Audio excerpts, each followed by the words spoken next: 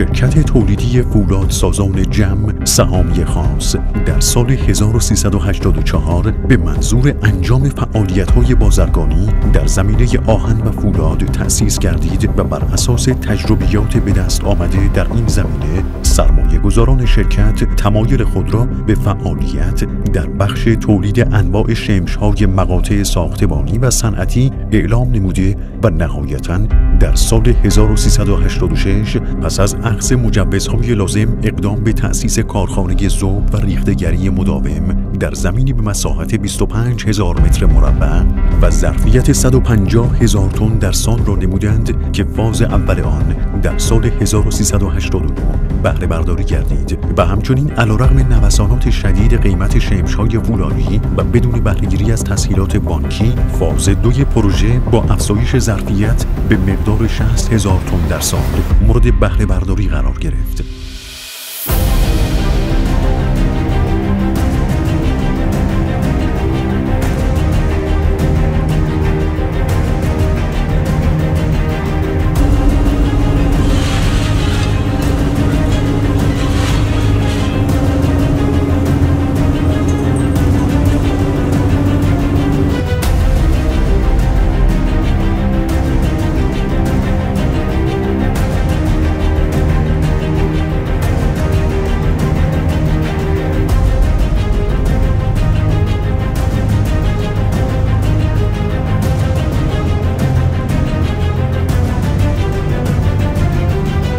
شرکت با استفاده از کادر مجرب مهندسی و ماشین‌آلات و تکنولوژی پیشرفته توانایی تولید انواع شمش در ابعاد 100x100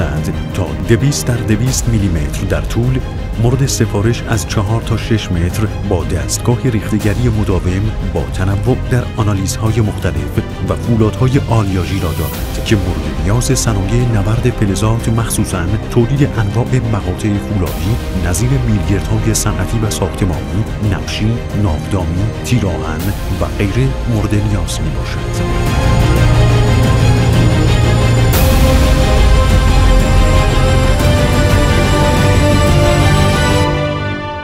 شرکت فولادسازان جم با سرمایه‌گذاری بخش خصوصی به عنوان 4مین کارخانه فولاد بخش خصوصی کشور در فاز اول و فاز دوم هر کدام با 2 دستگاه کوره القایی به روش ذوب القایی و ریخته‌گری. این شرکت طی سال اول توانست ضمن دستیابی به ظرفیت تولید حداکثر فرصت شغلی مستقیم برای 150 نفر و بیش از 500 نفر به صورت غیر مستقیم را ایجاد نماید که در فاز توسعه خود تا 200 نفر پرسنل به صورت مستقیم و بیش از 700 نفر به صورت غیر مستقیم را تحت پوشش خود قرار داد.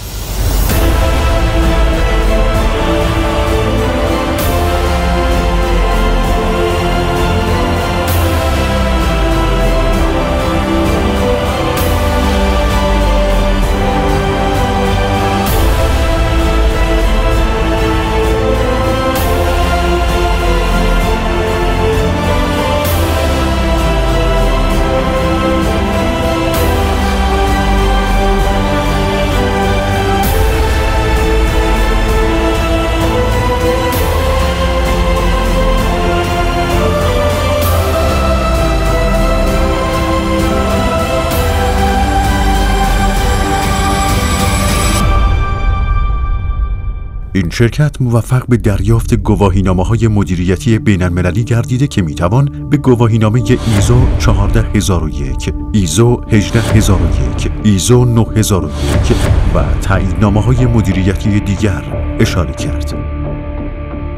این شرکت همچنین در زمینه محیط زیست و حفظ آن گام‌های اساسی و بنیادی برداشته است که می‌توان به نصب گردگیرهای قوی اشاره کرد که با سیستم مکش قوی دودهای ناشی از ذوب آهن و ضایعات را تبدیل به گرده می‌کند تا در زمینه‌های دیگر استفاده شود و از آلودگی هوا جلوگیری به عمل می‌آورد و اصول زیست محیطی و ایمنی به شدت رعایت شود.